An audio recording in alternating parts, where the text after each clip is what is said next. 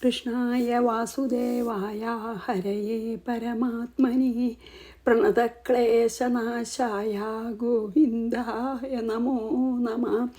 ശ്രീമദ് ഭാഗവതം ഏകാദശസ്കന്ധം അധ്യായം 19. നമ്മൾ ശ്ലോകം 27 ചെയ്തത്. എന്താണ് ഭഗവാൻ പറഞ്ഞെന്ന് വെച്ചാൽ, രജോ ഗുണം വർദ്ധിച്ചിട്ട് അതായത് ഇന്ദ്രിയങ്ങളെ പിന്നാലെ മനസ്സിനെ വിട്ട് കഴിഞ്ഞാൽ, മനസ്സിനെ ഭഗവാനിൽ നിന്ന് തിരിച്ച് ഇന്ദ്രിയങ്ങളുടെ പിന്നാലെ വിട്ടാൽ വളരെ കഷ്ടമാണ്. എന്താ വെച്ചാൽ രജോ ഗുണം വർദ്ധിച്ച് ഈ വേണ്ടാത്ത കാര്യങ്ങളിൽ വ്യാപൃതമായിട്ടുള്ള ചിത്തം നമുക്ക് ദുഃഖം തന്നെ, അല്ലെങ്കിൽ ഈ നിത്യാനന്ദത്തിന് അല്ലെങ്കിൽ നമ്മൾ ശ്രമിക്കുന്നത് മോക്ഷം, അതിന് പകരം നിത്യ ദുഃഖം തന്നെ തരുന്നു, വിപരീതമായിട്ടുള്ള ഫലം നമുക്ക് തരുന്നു. അതുകൊണ്ട് അശാന്തമായിട്ട് ദുഃഖിച്ച് പതിക്കാൻ തന്നെ ഇടവരുന്നു. അതുകൊണ്ട് ഉദ്ധവരെ ഭക്തി ഉണ്ടാവുക അതന്നെയാണ് ഭാഗവത ധർമ്മം. ഭക്തിയെ എങ്ങനെ വർദ്ധിപ്പിക്കാം അതിനു വേണ്ടി ചെയ്യുന്നത് തന്നെയാണ് ഉദ്ധവരെ ഭാഗവത ധർമ്മം. അതായത് എല്ലാറ്റിലും എന്നെ കാണുന്നത് തന്നെയാണ് ജ്ഞാനം. പിന്നെയോ മായയുടെ ഈ ഗുണങ്ങളിൽ ബന്ധമില്ലാതിരിക്കുന്നത് തന്നെയാണ്, അതായത് ഈ വിഷയങ്ങളിൽ മായയുടെ ഗുണങ്ങളാൽ ഇന്ദ്രിയങ്ങൾ വ്യാപരിക്കുന്ന വിഷയങ്ങളിൽ വൈരാഗ്യം അനാസക്തി ഉണ്ടാവുന്നത് തന്നെയാണ് വൈരാഗ്യം. അങ്ങനെ അപ്പം നമുക്ക് ആ ഇതിൽ കിട്ടുന്ന അണിമാതി സിദ്ധികൾ തന്നെയാണ് ഐശ്വര്യം എന്ന് പറഞ്ഞു അല്ലേ. ഇനി നമുക്ക് 28 ചെയ്യാം കേട്ടോ. അപ്പോൾ ഉദ്ധവർ ഇനി ചോദിച്ചിട്ട് ഉദ്ധവർ 28. അയ്യോ, ഇപ്പോൾ 27 കഴിഞ്ഞ പേജ്. അപ്പോൾ 28 ഉദ്ധവൻ ചോദിക്കുകയാണ്. ഇനി ഉദ്ധവ ഉവാച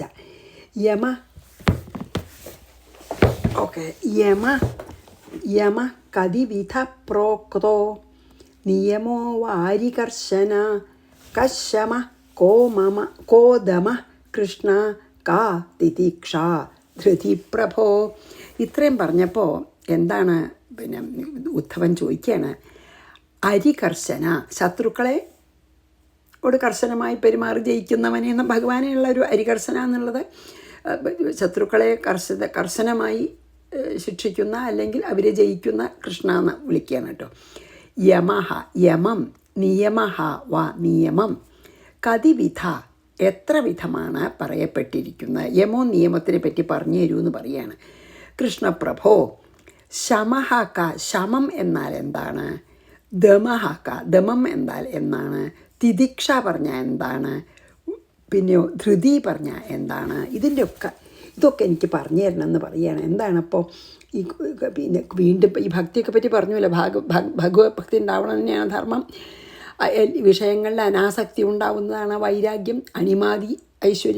അണിമാദികളാണ് ഐശ്വര്യം എന്നൊക്കെ പറഞ്ഞില്ലേ. ഇപ്പോൾ എന്താ ചോദിക്കണം വെച്ചാൽ, ഹേ ശത്രുനാശക, യമം ഏതൊക്കെ തരത്തിലുണ്ട്, നിയമം എന്തൊക്കെയാണ്, നിയമങ്ങൾ എന്ന് പറയുന്നത് നിയമം എന്തൊക്കെയാണ്? ഹേ ഭഗവാനെ, ശമം എന്ന് പറഞ്ഞാൽ എന്താണ്? ദമം എന്ന് പറഞ്ഞാൽ എന്താണ്? തിദിക്ഷ എന്താണ്? ധൃതി എന്താണ്? ചോദിക്കുകയാണ്. അപ്പോൾ നമുക്ക് 28 വായിച്ച് 29 പോവാം. ഉദ്ധവ ഉവാച യമ കതിവിധ പ്രോക്തോ നിയമോ വാരികർശന, നിയമോ വാ അരികർശന, അതാണ് കേട്ടോ. കശമ കോദമ കൃഷ്ണ കാ തിതിക്ഷ ധൃതി പ്രഭോ.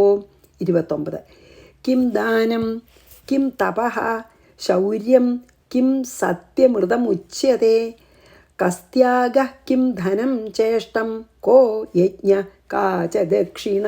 കഴിഞ്ഞിട്ടില്ല ചോദ്യം. എന്താ പറയണം? ദാനം കിം, ദാനം ച എന്താ?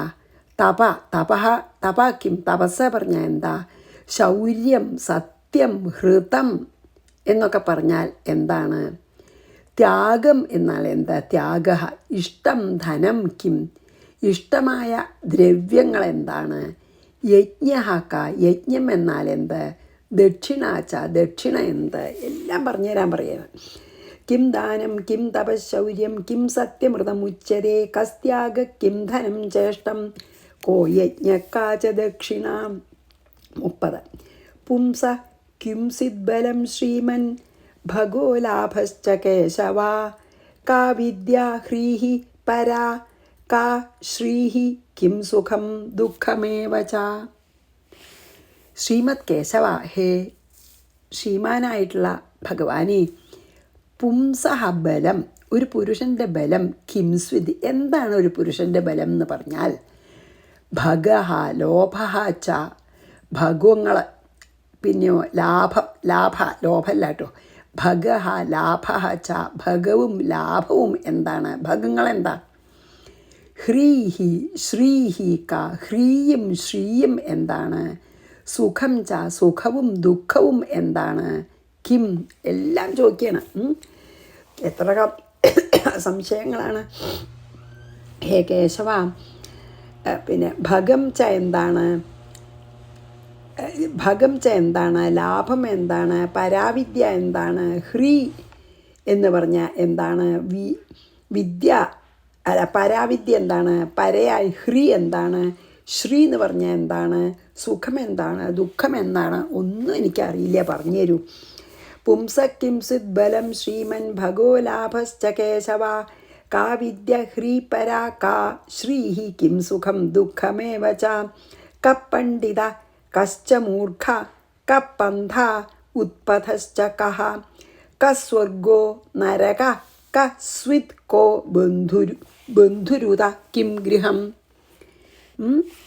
പണ്ഡിത ക, പണ്ഡിതൻ എന്ന് പറഞ്ഞാൽ ആരാണ്, മൂർഖ ച, മൂർഖൻ എന്ന് പറഞ്ഞാൽ ആരാണ്, കപന്ഥ, ഏതാണ് ശരിയായിട്ടുള്ള മുമ്പിലേക്ക് പോകാനുള്ള വഴി, ഉത്പഥ ച, ചീത്ത വഴി ഏതാണ്, അരുതാത്ത വഴി, കസ്വർഗം, എന്താണ് സ്വർഗം, നരക ക, എന്താണ് നരകം, സ്വിത് ബന്ധു ക, ആരാണ് ബന്ധു, ഗൃഹക്കിം, ഈ ഗൃഹം എന്ന് പറഞ്ഞാൽ എന്താണ്, എല്ലാം സംശയമാണ്. കപണ്ഡിത കശ്ച മൂർഖ കപന്ഥ ഉത്പഥശ്ച കസ്വർഗോ നരക കസ്വിത് കോ ബന്ധുരുത കിം ഗൃഹം. 32. ക ആഢ്യ കോ ദരിദ്രോ വാ കൃപണ ക ഈശ്വര, ഏതാൻ പ്രശ്നാൻ മമ ബ്രൂഹി വിപരീതാംശ സത്പദേ. ഇതും കൂടിയും ചോദ്യമാണ് കേട്ടോ. ആരുടെ? ഉദ്ധവൻ്റെ. ആഢ്യക, ധനികൻ എന്ന് പറഞ്ഞാൽ ആരാണ്? സ്വത്തുള്ളത് തന്നെയാണോ ധനം എന്നാണ്? എന്തുകൊണ്ടാണ് ഒരാൾ ധനികനാവണമെന്ന്? ദരിദ്ര, ആരാണ് ദരിദ്രൻ എന്നുള്ള വാക്കിന് ശരിക്കർഹൻ? കൃപണൻ എന്ന് പറഞ്ഞാൽ ആര്? ലോഭമുള്ളവൻ. അവൻ പറഞ്ഞ ആര്? ഈശ്വരഹാക്ക, ഈശ്വരൻ എന്ന് പറഞ്ഞാൽ ആര്? സത്പദേ, സജ്ജനങ്ങൾ അല്ല സത്പദേ വിളിക്കുകയാണ്. ഹേ സജ്ജനങ്ങളെ സംരക്ഷിക്കുന്നവനെ, ഹേ ഭഗവാനെ, സജ്ജന രക്ഷക. മമ ഏതാൻ, എൻ്റെ ഈ പ്രശ്നാൻ, ചോദ്യങ്ങൾക്ക്, വിപരീതാൻ ച, ഇതിന് വിപരീതമായവയെയും, ഞാൻ ഇപ്പം ചോദിക്കാത്ത കാര്യങ്ങളും, ഇപ്പം ഞാൻ കുറേ കാര്യങ്ങൾ ചോദിച്ചു, ഞാൻ ചോദിക്കാൻ വിട്ടുപോയ കാര്യങ്ങളും ബ്രൂഹി, ഉപദേശിച്ച് എന്നെ അനുഗ്രഹിക്കുന്നു എന്ന് പറഞ്ഞു. ക ആഠ്യക്കോ ദരിദ്രോ വാ കൃപണ കക്ക ഈശ്വര, ഏതാൻ പ്രശ്നാൻ മമ ബ്രൂഹി വിപരീതാംശ സത്പദേ. എത്ര കാര്യങ്ങളാണ് ഒന്നിച്ച് ചോദിച്ചല്ലേ? പിന്നെ ഭഗവാന് ശരിക്കും പറയാച്ചാൽ ഈ ചോദിച്ചത് മുഴുവൻ ഓർമ്മിച്ച് ഉത്തരം പറയണമെങ്കിൽ ഭഗവാനെ പറ്റുള്ളൂ. അത്ര കാര്യങ്ങൾ ചോദിച്ചു അല്ലേ? ഇനി ആദ്യം യമോ നിയമമാണല്ലോ ചോദിച്ചത്. അപ്പോൾ ഭഗവാൻ ഈ അടുത്ത 3 ശ്ലോകം കൊണ്ട് യമനിയമങ്ങളെ പറ്റിയാണ് ഭഗവാൻ പറയണത്. ഇനി ഭഗവാന്റെ അടുത്ത 3 ശ്ലോകം കേട്ടോ. അപ്പോൾ നമുക്ക് നോക്കാം. അഹിംസ സത്യമസ്തേയമസംഗോ ഹ്രീരസഞ്ജയ, ആസ്തിക്യം ബ്രഹ്മചര്യം ച മൗനം സ്ഥൈര്യം ക്ഷമാഭയം. എന്തൊക്കെയാണ് യമങ്ങളെന്നാണ് ഈ 33 പറയണം കേട്ടോ. അപ്പോൾ എന്തൊക്കെയാണ് യമം? അഹിംസ, അന്യനെ ഹിംസിക്കാതിരിക്കുക. അതായത് വാക്കുകൊണ്ടും മനസ്സുകൊണ്ടും പ്രവൃത്തി കൊണ്ടും നമ്മൾ ഉപദ്രവിക്കാൻ പാടില്ല. അതാണ് ശരിക്കും അഹിംസ. എന്താണ്? വാക്കുകൊണ്ടും മനസ്സുകൊണ്ടും പ്രവൃത്തി, മനസ്സുകൊണ്ട് പോലും ഉപദ്രവിക്കാൻ പാടില്ല. അതായത് ഒരാളെ ഉപദ്രവിക്കണമെന്നോ അല്ലെങ്കിൽ ഒരാൾക്ക് വിഷമാവണമെന്നോ നമ്മൾ മനസ്സിൽ പോലും വിചാരിക്കരുത്. അതാണ്. അപ്പോൾ അഹിംസ എന്ന് പറഞ്ഞാൽ അത്ര എളുപ്പമല്ല. നമ്മൾ കൊല്ലുക എന്നുള്ളത് മാത്രമേ നമ്മൾ പറയുള്ളൂ. അങ്ങനെയല്ല, മനസ്സുകൊണ്ടും വാക്കുകൊണ്ടും ദേഹം കൊണ്ടും നമ്മൾ ആരെ ഉപദ്രവിക്കാതിരിക്കുകയാണ് യമത്തിലത്തെ ആദ്യം. പിന്നെ സത്യം, നമ്മൾ സത്യമേ പറയാവൂ. അസ്തേയം, അതായത് ബാക്കിയുള്ളവർക്കുള്ള സാധനങ്ങൾ നമ്മൾ മനസ്സിൽ പോലും ആഗ്രഹിക്കരുത്. വേറൊരാൾക്കുള്ളത് എനിക്ക് വേണം എന്നോ എനിക്കുണ്ടായാൽ തിരക്കടില്ല എന്ന് പോലും നമ്മൾ മനസ്സിൽ പോലും വിചാരിക്കാതിരിക്കുന്നതാണ് ആസ്തേയം. കളവില്ലായ്മ വെച്ചാൽ ബാക്കിയുള്ളവർക്ക് അത് എനിക്ക് വേണമെന്ന് വിചാരിക്കായ. അസംഗ, അതായത് ഈ രാഗദ്വേഷങ്ങൾ ഇല്ലാതിരിക്കുക. ഹ്രീഹി, ലജ്ജ. ഇവിടെ ലജ്ജ പറഞ്ഞു വെച്ചാൽ അരുതാത്ത കാര്യങ്ങൾ ചെയ്യാനുള്ള ലജ്ജയാണ് കേട്ടോ. അല്ലാണ്ട് നമ്മളിപ്പോൾ ഒരു പെൺകുട്ടിക്ക് കാമുകനെ കാണുമ്പോഴുള്ള ലജ്ജയല്ല ഇവിടെ. ഹ്രീ എന്ന് പറഞ്ഞാൽ നമ്മൾ ചെയ്യരുതാത്ത കാര്യം ചെയ്യാനുള്ള ലജ്ജയാണ് പറയണത്. അസഞ്ജയ, അതായത് നമ്മളിങ്ങനെ നാളേക്കാ പറഞ്ഞിട്ട് നമ്മൾ എൻ്റെ എല്ലാം അങ്ങനെ കെട്ടിപ്പിടിച്ച് കൂട്ടി വയ്ക്കുക, ആർക്കും കൊടുക്കാണ്ടേയും അവനവനെ അനുഭവിക്കാണ്ടേയും. അതാണ് അസഞ്ചയം. ആസ്തിക്യം, അതായത് ധർമ്മത്തിൽ ഈശ്വരനിലും വിശ്വാസം, അതാണ് ആസ്തികത. നാസ്തികൻ എന്ന് പറഞ്ഞാൽ അത് വിശ്വാസമില്ലായ അല്ലേ. ആസ്തിക്ക് എന്താ? ഈശ്വരനിലും ധർമ്മത്തിലും വേദത്തിലും പ്രമാണങ്ങളിലൊക്കെ വിശ്വസിക്കുക. ബ്രഹ്മചര്യം, അത് നമുക്കറിയാലോ അല്ലേ, സെലിബസി. പിന്നെ മൗനം, ആവശ്യമില്ലാതെ സംസാരിക്കാതിരിക്കുക. സ്ഥൈര്യം, ധർമ്മത്തിൽ നമുക്ക് സ്ഥിരമായ ബുദ്ധി ഉണ്ടാവുക. ക്ഷമ, അഭയം, ഇതൊക്കെയാണ് യമങ്ങൾ. അനവധി ഭഗവാൻ കുറച്ച് വിസ്തരിച്ച് പറഞ്ഞില്ല. സാധാരണ 5 പറയാറുള്ളൂ, പക്ഷെ ഭഗവാൻ കുറച്ചധികം പറഞ്ഞിട്ടുണ്ട്. എന്തൊക്കെയാണ് പിന്നെ ഭഗവാൻ പറയണത്? യമങ്ങൾ തന്നെ 12 പറയുന്നുണ്ട്. അഹിംസ, സത്യം, അസ്തേയം, അനാസക്തി അല്ലേ. അഹിംസ,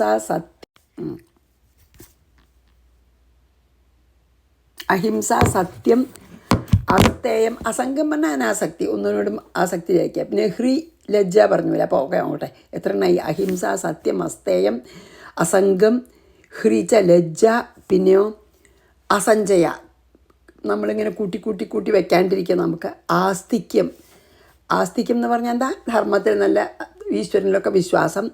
പിന്നെ ബ്രഹ്മചര്യം, മൗനം, സ്ഥൈര്യം, ക്ഷമ, അഭയം, നിർഭയത്വം. 12 ഉണ്ട് യമം.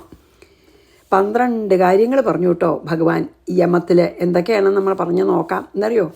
അഹിംസ, സത്യം, അസ്തേയം, അനാസക്തി. അസ്തേയം എന്ന് പറഞ്ഞാൽ വേറൊരാളുടെ കാര്യം വേണമെന്ന് മോഹിക്കാണ്ടിരിക്കുക കേട്ടോ. അനാസക്തി, രാഗദ്വേഷങ്ങളില്ലാതിരിക്കുക. പിന്നെ തെറ്റായത് ചെയ്യാണ്ടിരിക്കുക. ലജ്ജ, പിന്നെയോ നമ്മൾ കൂട്ടി വെക്കാണ്ടിരിക്കുക. ധർമ്മത്തിലും ഈശ്വരനിലും വിശ്വാസം. ബ്രഹ്മചര്യം, മൗനം, സ്ഥിരത, ക്ഷമ, ഭയമില്ലായ്മ. ഓക്കെ, അത്രയുമാണ് യമം. ഇനി അപ്പം നമുക്ക് 33 കഴിഞ്ഞ് 34 കൂടി അടുത്തേക്ക് പോവാം. അഹിംസ, സത്യമസ്തേയ, ഭഗവാൻ വാച. അഹിംസ, സത്യമസ്തേയം, അസംഗോ ഹ്രീരസഞ്ജയ, ആസ്തിക്യം, ബ്രഹ്മചര്യഞ്ച, മൗനം, സ്ഥൈര്യം, ക്ഷമാഭയം. ഇത് മുഴുവൻ ഈ ഒരു ശ്ലോകം ബൈഹാർട്ടാക്കിയാൽ 12 അതിൽ വരുന്നുണ്ട് അല്ലേ. യമങ്ങട് എന്താണെന്ന് ചോദിച്ചാൽ ഈ ശ്ലോകം നമ്മൾ മെമ്മറൈസ് ചെയ്താൽ മതി. അപ്പോൾ നമുക്ക് വേഗം അതൊക്കെ കിട്ടും. ഓക്കെ, ഇനി അടുത്തത് എന്താ അറിയോ? നിയമങ്ങളാണ് പറയുന്നത്. നിയമമാണല്ലോ നമ്മുടെ അഷ്ടാംഗയോഗത്തിലത്തെ ആദ്യത്തെ 2 പിന്നെ അംഗങ്ങൾ. അതാണ് നിയമം. ഈ നിയമം വെച്ചാൽ അതൊക്കെ ജീവിതചര്യ നിയന്ത്രിക്കലാണ്. നിയമവും ജീവിതചര്യയാണ് കേട്ടോ. അപ്പോൾ ഇനി 34 പറയണു. ശൗചം, ക്ലെൻലിനെസ്. ജപം, അതായത് സ്വാധ്യായം എന്നോ അതെ ജപിക്കുക. നമ്മളെ തേവാരമൊക്കെ ചെയ്യൂല അത്. തപസ്, ഹോമം, ശ്രദ്ധ, നമ്മൾ ശാസ്ത്രത്തിലൊക്കെ നല്ല ശ്രദ്ധ, ആദരവ്, ആതിഥ്യം, അതിഥികളെ വേണ്ട പോലെ സൽക്കരിക്കുക. മതാർച്ചനം, എന്നെ ആരാധിക്കുക. തീർത്ഥാടനം, തീർത്ഥയാത്ര. പരാർത്ഥേഹ, അതായത് പരോപകാരത്തിൽ നല്ലോണം ചെയ്യുക. തുഷ്ടി, എന്താണ് നമുക്ക് കിട്ടുന്നത് അതിൽ സന്തോഷിക്കുക, തൃപ്തിപ്പെടുക. ആചാര്യ സേവനം, ഗുരു ഉണ്ടെങ്കിൽ ഗുരുവിനെ സേവിക്കുക. ഇതൊക്കെയാണ് എന്താ നിയമങ്ങൾ. എന്തൊക്കെ അറിയോ? ബാഹ്യശുദ്ധിയും ആന്തരശുദ്ധിയും, അതായത് ക്ലെൻലിനെസ്. പിന്നെയോ അത് ഒന്നിച്ച് ബാഹ്യശുദ്ധിയും അത് ഒന്നിച്ചെടുത്താൽ മതി. ജപം, തപസ്, ഹോമം, ശ്രദ്ധ, അതിഥി സൽക്കാരം, ഭഗവാനെ ആരാധിക്കൽ, തീർത്ഥാടനം, പരോപകാരം ചെയ്യുക, സന്തോഷം കിട്ടിയതിൽ സന്തോഷം. ഗുരു ഉണ്ടെങ്കിൽ ആചാര്യനെ ശുശ്രൂഷിക്കുക. ഇങ്ങനെ അപ്പോൾ പിന്നെ അന്തശുദ്ധിയും ബാഹ്യശുദ്ധിയും കൂടി കൂട്ടിയ ഇതും 12 തന്നെ കേട്ടോ. ഇപ്പോൾ ശൗചം എന്ന് പറഞ്ഞാൽ ആന്തരശുദ്ധിയും ബാഹ്യശുദ്ധിയും കൂട്ടുകയാണെങ്കിൽ ഇതിലും 12 എണ്ണം കാണാം അല്ലേ? നോക്കൂ, ബാഹ്യശുദ്ധി, ആന്തരശുദ്ധി, ജപം, തപസ്, ഹോമം, ശ്രദ്ധ, അതിഥി സൽക്കാരം, ഭഗവതാരാധനം, തീർത്ഥാടനം, പരോപകാരം, സന്തോഷം, ആചാര്യനെ ശുശ്രൂഷിക്കുക. അപ്പോൾ അതും 12. അപ്പോൾ 24. യമം 12, നിയമം 12. 34 നിയമമാണ്. ഇനി 35 ചെയ്യാം കേട്ടോ. 34 വായിച്ചിട്ട്: ശൗചം, ജപസ്തപോ, ഹോമ, ശ്രദ്ധാതിഥ്യം, മദർച്ചനം, തീർത്ഥാടനം, പരാർത്ഥേഹ, തുഷ്ടിരാചാര്യസേവനം. ഇനി നമുക്ക് 35. ഏതേ യമാഹ സ നിയമാഹ ഉഭയോർദ്വാദശ സ്മൃതാഹ. രണ്ടും 12 എണ്ണം വീതം. അത് സ്മരിക്കണമെന്ന്. പുംസ, സ്മരിച്ചാൽ പോരാ, അത് നമ്മൾ ആചരിക്കും വേണ്ടോ. പുംസ മുപാസിതാസ്താത യഥാകാമം ദുഹന്തിഹി. ഏതേ ദ്വാദശ, ഈ 12 നിയമാഹ, നിയമങ്ങളോട് കൂടിയ യമാഹ, യമങ്ങൾ, യമോ നിയമം 12.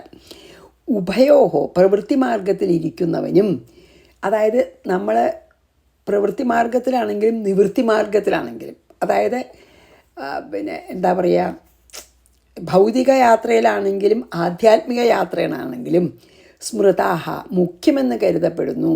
ഈ പറഞ്ഞ യമോ നിയമം 24 എണ്ണം നമ്മളെ ഭൗതികമായ യാത്രയിലും അത്യാവശ്യമാണ്, ആധ്യാത്മിക യാത്രയിൽ അത്യാവശ്യം പറയുകയും വേണ്ട. ഉപാസിതാഹ, ഇത് നല്ലവണ്ണം അനുഷ്ഠിക്കപ്പെട്ടാൽ പുംസാം, അങ്ങനെ ഇത് ഈ യമോ നിയമം അനുഷ്ഠിക്കുന്ന മനുഷ്യർക്ക് യഥാകാലം ഹി, അവരവരുടെ ഇച്ഛ അനുസരിച്ച് എന്താ ദുഹന്തി, ശ്രേയസിനെയും നിവൃത്തിന് മോക്ഷവും, അതായത് പ്രവൃത്തി മാർഗത്തിൽ ഈ ഭൗതിക യാത്രയിലുള്ളവർക്ക് വിജയങ്ങളും ശ്രേയസ്സും, ആധ്യാത്മയാത്രയിൽ ഉള്ളവർക്ക് മോക്ഷവും കിട്ടുന്നു. മറ്റ് ഭൗതിക യാത്രയിൽ മോക്ഷം ആഗ്രഹിക്കുന്നില്ലല്ലോ. അപ്പോൾ പ്രവൃത്തി മാർഗത്തിൽ അവർക്ക് ആഗ്രഹമുള്ള സാധനങ്ങളൊക്കെ ശ്രേയസ്കരമായിട്ട് കിട്ടും. ഇതൊക്കെ അനുഷ്ഠിച്ചാൽ മോക്ഷം കിട്ടില്ലെങ്കിലും ഭൗതിക യാത്രയിലും നമ്മൾ ഇതൊക്കെ അനുഷ്ഠിക്കുകയാണെങ്കിൽ നമുക്ക് ശ്രേയസ്കരമായിട്ടുള്ളതേ വരുള്ളൂ. ആധ്യാത്മിക യാത്രയിലാണ് ഇതൊക്കെ ശരിക്കും അനുഷ്ഠിച്ചാൽ മോക്ഷം തന്നെ കിട്ടുമെന്നാണ് പറഞ്ഞത് ഭഗവാൻ. എന്താ പറഞ്ഞത്?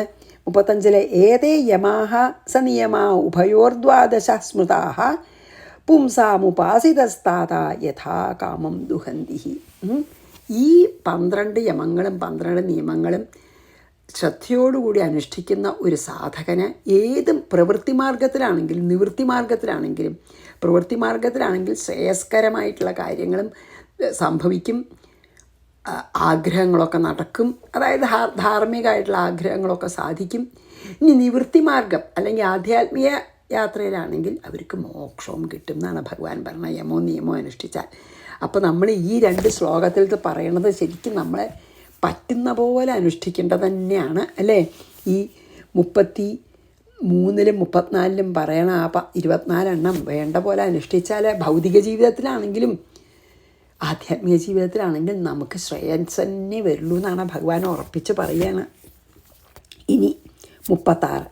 ഇനി ഒരു മോക്ഷേച്ഛുവിന്, അതായത് ആധ്യാത്മയാത്രയിലുള്ളവരുടെ കാര്യമാണ് പറയണം. ഇത് യമോ നിയമവും ഭൗതികമായിട്ടുള്ള യാത്രയിലുള്ളവർക്കും അനുഷ്ഠിക്കേണ്ടതാണ്. ഇനി മുമുക്ഷുവിന്, മുമുക്ഷു മീൻസ് മോക്ഷം ആഗ്രഹിക്കുന്നവർക്ക് എന്താണെന്നാണ് ഇനി ഇതിൽ പറയണത്. മുമുക്ഷുവിന് സ്വീകരിക്കേണ്ട ശമം മുതലായാണ് ഇനി പറയാൻ പോണത് കേട്ടോ. ഇതുവരെ എല്ലാവർക്കും ഉള്ളതാണ് പറഞ്ഞത്. ഇനി മുമുക്ഷുവിനുള്ളത്, മോക്ഷേച്ഛുവിന്. അപ്പം 36. ശമോ മന്നിഷ്ഠത ബുദ്ധേർദമ ഇന്ദ്രിയ സംയമ തിദിക്ഷ ദുഃഖ സമ്മർഷോ ജിഹോപസ്ഥജയോ ധൃതി. ഇതിനെന്താ പറഞ്ഞത്? ബുദ്ധേഹേ മന്നിഷ്ഠത, ബുദ്ധി എന്നിൽ സ്ഥിരമായിട്ട് നിർത്തുക. എന്നെ തന്നെ എപ്പോഴും എന്ത് കാര്യം ചെയ്യുമ്പോഴും എന്ത് കർമ്മം ചെയ്യുമ്പോഴും നമ്മൾ എന്ത് തന്നെ ചെയ്യുകയാണെങ്കിലും, അതായത് എക്സെപ്റ്റ് ഡീപ്പ് സ്ലീപ്പിലൊഴികെ അല്ലെങ്കിൽ ഉറക്കത്തിലൊഴികെ എല്ലാ സമയത്തും എന്നിൽ സ്ഥിരമായ ബുദ്ധി ഉണ്ടാവണം. അതിനാണ് ശമം എന്ന് പറയുക. ആർക്കാണോ എന്നിൽ എല്ലായ്പ്പോഴും എന്നിൽ സ്ഥിരമായ ബുദ്ധി ഉള്ളത്, ആ ഒരവസ്ഥയാണ് ശമം എന്ന് പറയുന്നത്, അല്ലെങ്കിൽ അതിനെയാണ് ശമം എന്ന് പറയുന്നത്. എന്നിൽ സ്ഥിരമായി ബുദ്ധി ഉറപ്പിച്ചു നിർത്തുന്നതിനെയാണ് ശമം എന്ന് പറയുന്നത്. ഇന്ദ്രിയ സംയമ, ഇന്ദ്രിയങ്ങളെ അടക്കുന്നതാണ് എന്താ? ദമം. ശമം ചാൽ ഭഗവാനെ തന്നെ എല്ലാ മനസ്സിനെ അടക്കണതാണ്. ഏത്? ദമേ. അതുകൊണ്ടാണ് മനസ്സിനെ അടക്കണതാണ് ശമം, മനസ്സിനെ ശമിപ്പിക്കുന്നത്. അതാണ് മനസ്സിനെ ശമിപ്പിക്കാനുള്ള സൂത്രമാണ് ഭഗവാൻ പറയണത്. ശരിക്കും ശമം എന്നുള്ള വാക്ക് ഉപയോഗിക്കാറ് മനസ്സിനെ അടക്കുന്നതിനാണ്. എങ്ങനെ മനസ്സിനെ അടക്കാം? എല്ലാ സമയത്തും ഭഗവത് സ്മരണ ഉണ്ടായാൽ മതി. അങ്ങനെ ഇൻഡയറക്റ്റായിട്ട് പറഞ്ഞതാണ് ഭഗവാൻ. എന്നിൽ സദാ ബുദ്ധി ഉറപ്പിക്കുന്നവന് ശമമുണ്ട്. അപ്പോൾ മനസ്സിനെ ഭഗവാനിൽ അടക്കുന്നതാണ് ശമം. ദമം ച ഇന്ദ്രിയങ്ങളെ നമ്മൾ നിയന്ത്രിച്ച് അടക്കണത്. ദുഃഖസമ്മർഷ, തപസ് മുതലായവയാൽ ഉണ്ടാവുന്ന ക്ലേശങ്ങളെ സഹിക്കുന്നതാണ് എന്താ? തിതിക്ഷ. നമുക്ക് ദ്വന്ദ്ങ്ങളൊക്കെ സഹിക്കുക. തപസ്സിനൊക്കെ വേണ്ടി നമുക്ക് സുഖവും ദുഃഖവും ചൂടും തണുപ്പും വിശപ്പും ഒക്കെ സഹിക്കേണ്ടി വരുമല്ലോ. അതൊക്കെ യാതൊരു പരാതിയില്ലാതെ ദുഃഖങ്ങളെ സഹിക്കലെ, എല്ലാ തരത്തിലുള്ള അനുഭവങ്ങളെയും പരാതിയില്ലാതെ ഒരുപോലെ സഹിക്കുന്നതാണ് തിതിക്ഷ. എല്ലാ പ്രതികൂല അനുഭവങ്ങളെയും അനുകൂല അനുഭവങ്ങളെയും ഒരേപോലെ സഹിക്കുന്നതാണ് തിതിക്ഷ. അല്ലെങ്കിൽ ഇങ്ങനെ നമുക്ക് ഭഗവാൻ എല്ലാം അങ്ങനെ ഭഗവാനിലേക്കുള്ള യാത്രയായിട്ടാണ് പറയുന്നത്, മുമുക്ഷുവിൻ്റെ അല്ലേ. അപ്പോൾ എന്നെ പ്രാപിക്കാനുള്ള യാത്രയിൽ അനുഭവിക്കേണ്ടി വരുന്ന പ്രതികൂല സാഹചര്യങ്ങളെയും അനുകൂല സാഹചര്യങ്ങളെയും ഒക്കെ യാതൊരു പരാതിയില്ലാതെ സഹിക്കണ തിതിക്ഷാണ്. ഒരു മുമുക്ഷുവിൻ്റെ കാര്യമാണല്ലോ പറഞ്ഞത്, അതുകൊണ്ട് നമുക്ക് അങ്ങനെ പറയാം. മുമുക്ഷുവിന് എന്താ മോക്ഷം കിട്ടണം, ഭഗവാനെ പ്രാപിക്കണം എന്നല്ല. അപ്പോൾ ഭഗവാനെ പ്രാപിക്കാനുള്ള നമ്മുടെ യാത്രയിൽ പ്രതികൂലമായിട്ടുള്ള എന്തനുഭവം വന്നാലും അനുകൂലമായിട്ടുള്ള എന്തനുഭവം വന്നാലും പരാതിയില്ലാതെ സഹിക്കുന്നതാണ് തിതിക്ഷ. അപ്പോൾ ദമം മനസ്സടക്കൽ, ശമം മനസ്സടക്കൽ, ദമം ഇന്ദ്രിയങ്ങളെ അടക്കൽ, തിതിക്ഷ പറഞ്ഞാൽ എല്ലാ അനുഭവങ്ങളെയും ഒരുപോലെ സ്വീകരിച്ച് മുമ്പോട്ട് പോകണത് തിതിക്ഷ. ജിഹോപസ്ഥ ജയ, പിന്നെ നാവും ഉപസ്ഥം ജനനേന്ദ്രിയത്തിനെയും ജയിക്കുക. അത് അതിലേറെ നിർബന്ധമാണ്. നാവ് ചന്ത ഈ കണ്ണി കിടന്ന് മുഴുവൻ തിന്നാനും പട്ടിണി കിടക്കാനൊക്കെ വശാവണം. അതായത് നമ്മൾ നാവിനെ ജയിക്കുക പറഞ്ഞ രസം, അത് ജയിക്കാനാണത്തെ നല്ല വിഷമം. അപ്പോൾ ആ നാവിനെ ജയിക്കണം. അതായത് ഇഷ്ടമുള്ളത് എപ്പോൾ വേണമെങ്കിൽ തിന്നണം, അപ്പം വിചാരിച്ചാൽ തിന്നണം, അല്ലെങ്കിൽ തിന്നാതിരിക്കാൻ പറ്റില്ല, തിന്നാൻ പറ്റില്ല, രണ്ടും. അതൊക്കെ നമ്മൾ ജയിക്കണം. ഉപസ്ഥജയം എന്ന റീപ്രൊഡക്റ്റീവ് ഓർഗൻ, ജനനേന്ദ്രിയത്തിനും ജയിക്കണം. അതായത് ഈ രതി മൂർച്ഛകളൊക്കെ ജയിക്കണം. പിന്നെ ധൃതി, നിർഭയത്വം.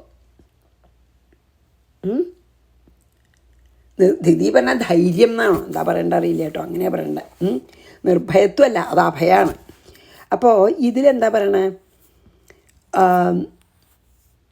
ദമം ച ഇന്ദ്രിയങ്ങളെ അടക്കലാണ്.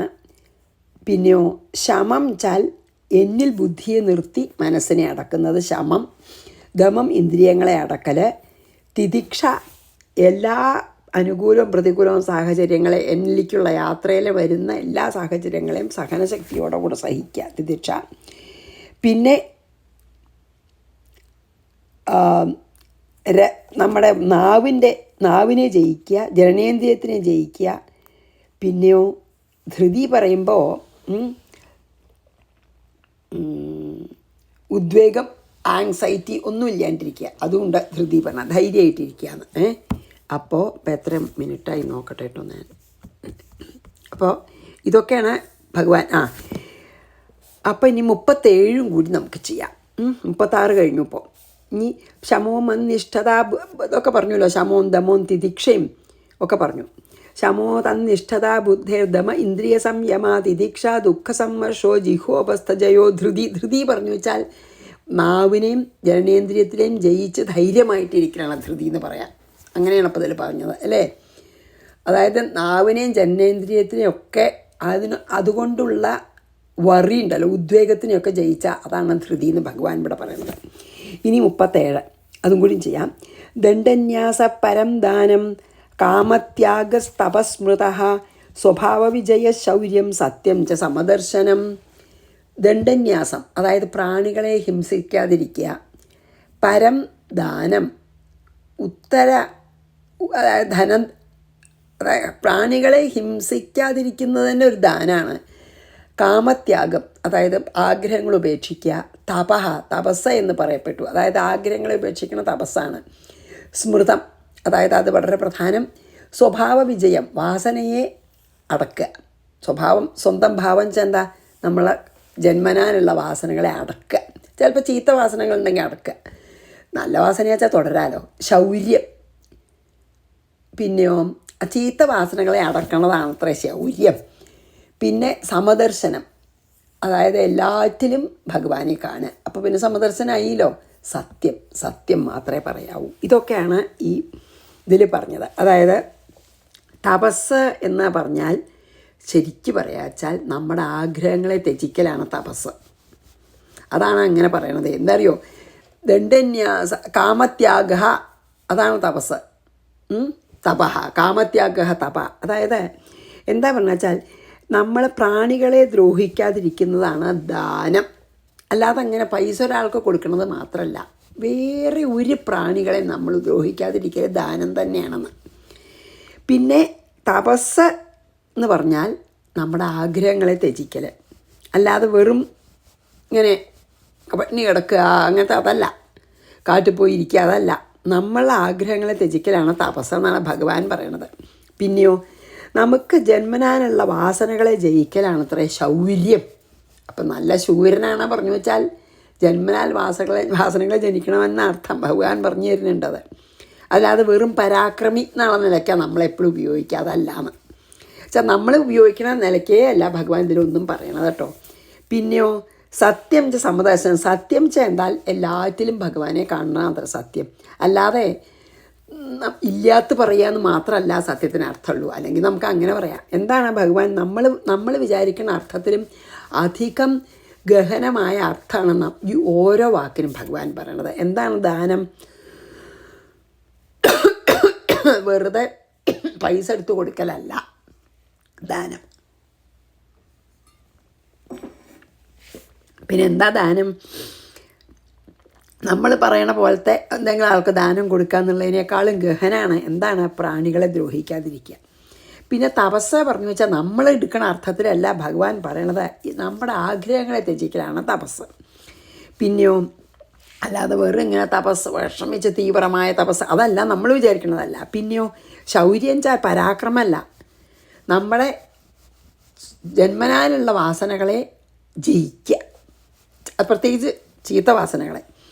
പിന്നെ സത്യം എന്ന് പറഞ്ഞാൽ എല്ലാവരിലും ഭഗവാനെ കാണുക, അല്ലാണ്ട് അസത്യം പറയാതിരിക്കലേ മാത്രമല്ല സത്യം, എല്ലാറ്റിലും ഭഗവാനെ കാണുന്നത് സത്യം. അപ്പം നമുക്ക് ഈ 37 വായിച്ചപ്പോൾ നിർത്താം. ദണ്ഡന്യാസ പരം ദാനം കാമത്യാഗസ്തപസ്മൃത സ്വഭാവ വിജയ ശൗര്യം സത്യം ച സമദർശനം. നമുക്ക് എത്ര ഇൻഡെപ്തായിട്ടുള്ള ഈ നമ്മൾ മനസ്സിലാക്കിയതിനേക്കാൾ ഇൻഡെപ്തായിട്ടുള്ള അർത്ഥമാണ് ഭഗവാൻ ഇതിൽ ഓരോന്നിലും പറയണത്. അപ്പോൾ ഇവിടെ നമുക്ക് നിർത്താം. എന്നിട്ട് നാളെ 38 കണ്ടിന്യൂ ചെയ്യാം. ബാക്കി ഭഗവാൻ കുറേ പറയുന്നുണ്ട്. ശ്രീകൃഷ്ണാർപ്പണമസ്തു. സർവത്ര ഗോവിന്ദ നാമ സങ്കീർത്തനം. ഗോവിന്ദ ഗോവിന്ദ. ഗുരുവായൂരപ്പാ ശരണം. സമസ്താപരാധം ക്ഷമസ്വമേ.